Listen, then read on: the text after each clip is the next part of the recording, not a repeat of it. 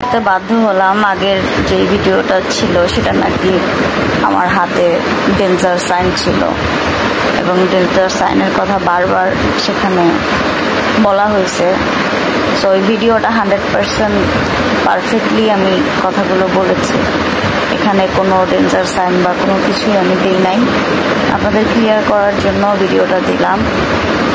আকাশ নিবিড় অনেক ভালো থাকবে ইনশাল্লাহ, ওর জন্য দোয়া এবং সবার জন্য অনেক অনেক বেশি দোয়া।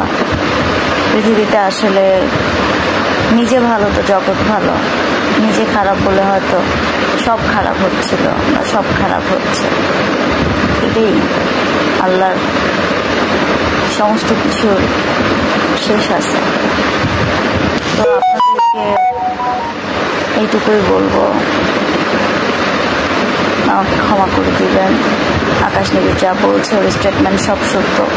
কিছু কিছু জায়গায় জিতার জন্য মিথ্যে বলেছে, সেটাও স্বীকার করবে, কিন্তু বেসিক কারণগুলো সত্য সে যা বলছে। এই তো, সবাই দোয়া করবেন। আমি শারীরিক মানসিক দুটোই অনেক বেশি অসুস্থ।